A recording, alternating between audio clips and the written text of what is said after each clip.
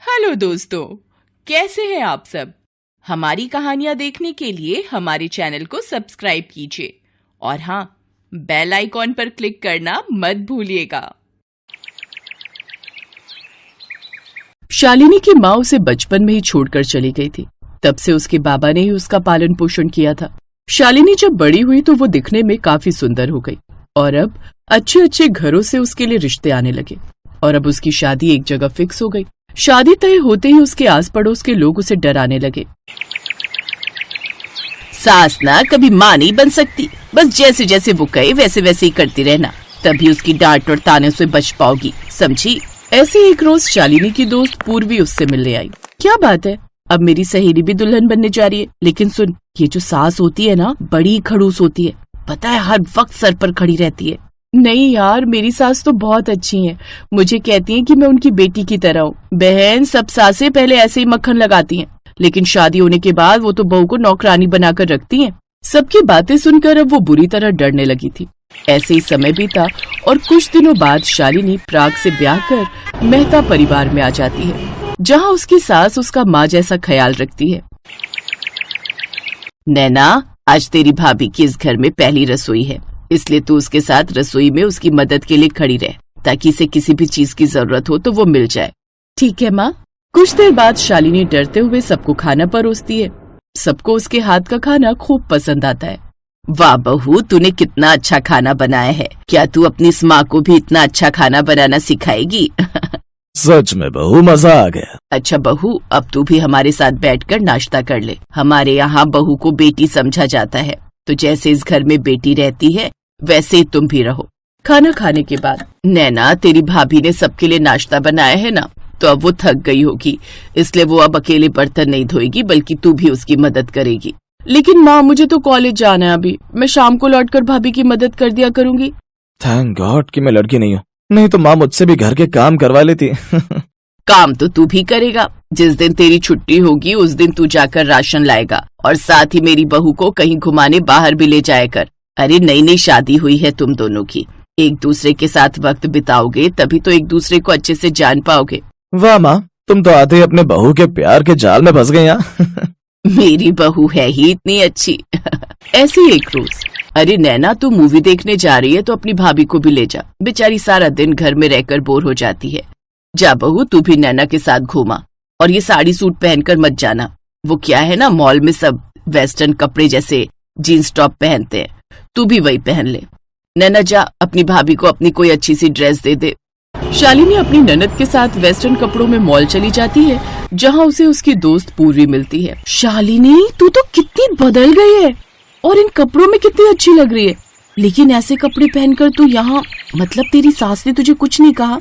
अरे नहीं, ये सब तो माँ जी ने कहा है पहनने के लिए। क्या? मुझे तो लगा था तुझे नात को तेरी सास हर वक्त ताने देती रहेगी। नहीं, मेरी ननद और सास दोनों बहुत अच्छी हैं। अरे ये सब तो बस शुरू शुरू में होता है, कुछ दिन बीतने दे। अच्छा यार, मैं चलती हूँ, नहीं तो मेरी सास यहीं सबके सामने मुझे 10 बातें सुना देगी। देख तो कैसे भूखी शेरनी की तरह मुझे देख रही है, जैसे अभी मुझे खा जाएगी। पूर्वी वहाँ से चली जाती है। ऐसे ही शाम बीत जाती है। मूवी देखने के बाद वो दोनों शाम को घर लौटती हैं। माँ जी, मुझे आधा घंटा दीजिए, मेरे सर में बहुत दर्द हो रहा है। मैं गोली खाकर थोड़ा आराम करके फिर सबके लिए डिनर बना देती हूँ। अरे उसकी चिंता तू मत कर बहू, मैंने सबके लिए खाना बना लिया है और तुझे भी गोली खाने की कोई जरूरत नहीं है। इधर आ, मैं तेरे सर की मालिश कर देती हूँ, तुझे आराम आ जाएगा। अरे नहीं नहीं माँ जी, उसकी कोई जरूरत नहीं है। माँ भी बोलती है और मना भी करती है, और कल को मेरी तबीयत खराब हो जाए तो तू क्या मेरी सेवा नहीं करेगी? ऐसा मत बोलिए माँ जी, तबीयत खराब हो आपके दुश्मनों की। एक रोज शालिनी का जन्मदिन होता है। जैसे उसकी सास को ये बात पता चलती है, वो अपने बेटे से कहकर एक बड़ी सी पार्टी अपनी बहू के लिए रखती है और सभी रिश्तेदारों को बुलाती है, साथ ही शालिनी के बाबा को भी। अब जल्दी से तुम ये वाली ड्रेस पहनकर नीचे आ जाओ, ये माँ की पसंद है, वही मेरे साथ खरीद कर लाई है। सचमुच माँ जी बहुत अच्छी है। कुछ देर बाद शालिनी नीचे आती है। वहाँ ढेर सारे लोग और एक बड़ा सा केक होता है। ये सब देख शालिनी बड़ी खुश होती है। तभी उसकी नजर अपने बाबा पर जाती है। वो भागकर उनके गले लग जाती है। कैसी है मेरी बच्ची? ससुराल जाकर तो तू अपने पिता को भूल ही गई, लेकिन जहाँ माँ जैसी प्यार करने वाली सास हो तो ऐसा होना संभव भी है। अपनी बेटी को ससुराल में खुश देखकर जो खुशी एक बाप को मिलती है वो बयान नहीं कर सकते। बिल्कुल सच कहा आपने बाबा। बिना माँ की बेटी को माँ जैसी सास मिली है और ऐसी सास पाकर मैं बहुत खुश हूँ। मेरी बच्ची, तू भी मेरी बेटी ही है। भले ही जन्म मैंने तुझे ना दिया हो, लेकिन हूँ तो तेरी माँ जैसी। जन्मदिन बहुत बहुत मुबारक हो मेरी बच्ची। अब वो बहुत खुश थी क्योंकि ससुराल में उसे माँ जो मिल गई थी।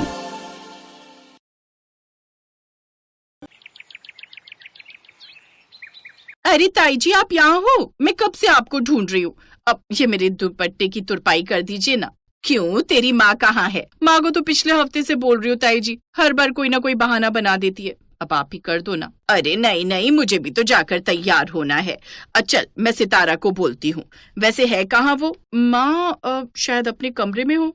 इसके बाद कावेरी अनुराधा के साथ सीधा उसकी माँ सितारा के कमरे में पहुंची। अरे माँ तो सो गई। हाँ, वो भी घोड़े बेचकर। बताओ कौन कहेगा कि आज इसके बेटे की शादी है। एक मैं हूँ जो मेहमान होकर शादी के कामों में लगी हूँ, और एक ये है, इसे तो कोई चिंता ही नहीं है। माँ, ओ माँ, उठ जाओ, देखो ताई जी आई हैं। अरे जीजी, आ जाओ आ जाओ, आओ बैठो ना। और यहाँ बैठकर क्या करूं? गप्पे मारूं तेरे साथ या फिर खर्राटे लूं तेरी तरह? सच में सितारा, क्या से क्या हो गया, लेकिन तू नहीं बदली। अरे जीजी, ऐसा कुछ भी नहीं है। वो मैं कई दिनों से शादी की दौड़ भाग में लगी हूं ना, तो बस कमर सीधी करने को लेटी थी। पता ही नहीं चला कब आंख लग गई। अब आप गुस्सा ना करो। अब मुझे बताओ क्या काम बाकी है, मैं सब कर लूंगी। करना ही पड़ेगा, क्योंकि ठीक 2 घंटे बाद अज्जू की बारात निकलनी है। मैंने बहू को चढ़ाने वाला सारा सामान पैक करवा दिया है। अब तुम रसोई में जाकर मेहमानों का खाना पीना देख लो, फिर जल्दी से तैयार हो जाओ। अगर देर हुई तो जीवन भैया बहुत गुस्सा करेंगे। ये कहकर सितारा की जेठानी कावेरी वहां से चली गई। माँ, अब सोने का टाइम नहीं है, भूल गई? ताई जी ने क्या कहा अभी? अरे कहने दे उन्हें, वो तो हर काम को बढ़ा चढ़ा कर बताती हैं। अब तू जाकर रसोई में देख तो सब कुछ। मैं आती हूँ अभी 10 मिनट में। और मेरा दुपट्टा? ओहो, क्या हुआ तेरे दुपट्टे को? ठीक तो है। माँ, इसमें तुरपाई नहीं है। अरे कोई नहीं देखता इतने ध्यान से, जा ऐसे ही पहन लेना। माँ, अब तो सुधर जाओ, कल तुम्हारी बहू आ जाएगी इस घर में, उसके सामने भी ऐसे ही करोगी क्या? जरा ताई जी को देखो, बेचारी कल ही दिल्ली से आई है, लेकिन आते ही कामों में लग गई। और तुम चुप कर, मैं तेरी माँ हूँ तो तू मुझे मत सिखा। सितारा हमेशा से ऐसी ही थी, 1 नंबर की कामचोर और सुस्त। उसके 2 बच्चे थे, बड़ा बेटा अजय और छोटी बेटी अनुराधा। फिर कुछ देर बाद, और कितना टाइम लगेगा भाई? भाभी, ये सितारा कहाँ है? माँ, वो तो कुछ देर पहले पार्लर गई थी तैयार होने के लिए, अभी तक नहीं आई क्या? ओफो भाभी, अब आप ही सारी रस्में कर दो। सितारा के इंतजार में तो बारात निकल ही नहीं पाएगी।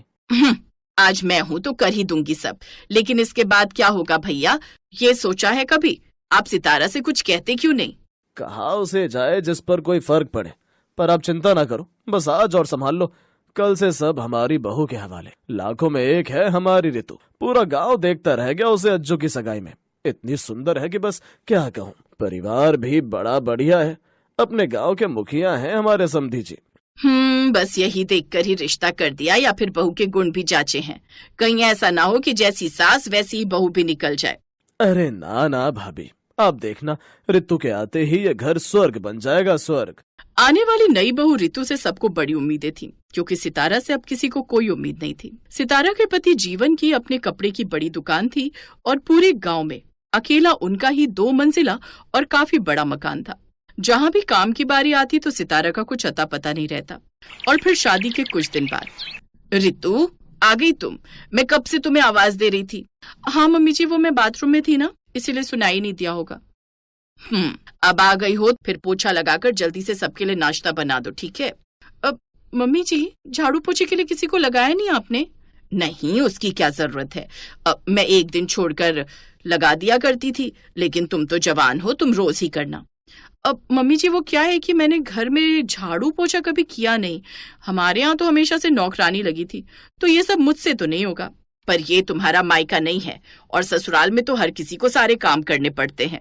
अगर ऐसा है तो फिर ये आपका भी तो ससुराल है, मेरे आने से सब कुछ बदल कैसे सकता है? हाय मोरी मैया, क्या यही सब सिखाकर भेजा है तुम्हारी माँ ने कि सास के सामने ऐसे जुबान लड़ाना चाहकर? ओफो मम्मी जी, आप तो तिल का ताड़ बना रही हैं। आप क्यों इतनी टेंशन ले रही हो? मैं आज ही इनको बोलकर सारा इंतजाम करवा दूंगी। सारा इंतजाम मतलब? अरे वही झाड़ू पोछे और तीनों टाइम का खाना बनाने के लिए एक नौकरानी रख लेंगे, और क्या। आहा, घर का सारा काम नौकरानी करेगी तो तुम क्या करोगी? नहीं नहीं, हमारे घर में ना पहले कभी नौकरानी लगी और ना अब लगेगी। इतने फालतू पैसे नहीं है हमारे पास। सितारा और उसकी बहू रितु में बहस चली रही थी कि तभी सितारा की जेठानी कावेरी ने उनका बीच बचाव करते हुए कहा, ओहो, ये क्या कर रही हो तुम दोनों? वो देखो, सारे पड़ोसी मेन गेट के बाहर आ गए तुम्हारी महाभारत सुनने को। चलो तुम दोनों अपने अपने कमरे में जाओ और ये काम मैं किए देती हूँ। ये तो बड़ी गड़बड़ हो गई भाभी, अब क्या करें? वही जो हर घर में होता आया है, सास बहू का झगड़ा फसाद बने उससे पहले ही बेटे बहू को अलग कर दो। है? पर भाभी, अज्जू की शादी को अभी दिन ही कितने हुए हैं? तो अब क्या उस दिन का इंतजार करोगे भैया जब ये सास बहू एक दूसरे का गला दबाने को उतारू हो जाएंगी? जीवन को उसकी भाभी की बात ठीक लगी। फिर एक दिन, सुनो जी, हम भी काम वाली लगाई लें क्या? क्या बोल रही हो सितारा? जब काम वाली लगानी ही थी तो फिर बहू से झगड़ा क्यों किया? मुझे लगा था कि मैं मना करूंगी तो वो मान जाएगी, लेकिन अब जो वो अपनी मर्जी कर रही है तो फिर मैं पीछे क्यों रहूं? सोचा था बहू के आने से मुझे आराम मिलेगा, लेकिन मेरी तो किस्मत ही खराब है। लेकिन फिर एक दिन गांव में लगातार कई दिनों तक मूसलाधार बारिश हुई, जिससे पूरे गांव में बाढ़ के हालात बन गए। ज्यादातर लोगों के मकान ढह गए, लेकिन जीवन का मकान काफी मजबूत और ऊंचाई पर होने की वजह से टिका रहा। ऐसे में जीवन के कहने पर गांव के कई परिवार उसके मकान में ठहरने के लिए आ गए। और फिर, अब रुको काकी, ऊपर मत जाओ, ऊपर बहू बेटा रहते हैं तो आप सब यहीं नीचे बने रहो। हैं? अज्जू और दुल्हन अलग भी हो गए? बताओ क्या जमाना आ गया है।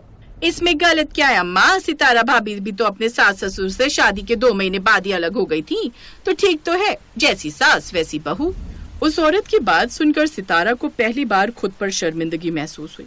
वो बिना कुछ कहे वहां से चली गई और काफी देर तक अपने कमरे में बंद रही। फिर कुछ सोचकर वो वापस घर के आंगन में आई और उन्हीं बूढ़ी काकी से बोली, काकी, आप सबको भूख लगी होगी ना, सबके लिए खिचड़ी बना दूं? ना ना बिटिया, तेरी बहू अपनी रसोई में बना रही है हम सबके लिए खाना। अभी अज्जू और बहू आए थे नीचे, हम सबको खाने के लिए ऊपर आने को बोलकर गए हैं। सितारा को ये सुनकर बड़ा ताज्जुब हुआ। सितारा भी रसोई के अंदर गई और, अरे मम्मी जी आप रहने दीजिए, मैं कर लूंगी सब। क्यों? सारा पुण्य क्या अकेले ही कमाओगी?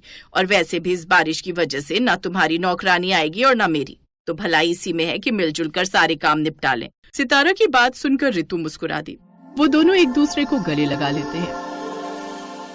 हेलो दोस्तों, कैसे हैं आप सब? हमारी कहानियां देखने के लिए हमारे चैनल को सब्सक्राइब कीजिए और हाँ, बेल आइकॉन पर क्लिक करना मत भूलिएगा।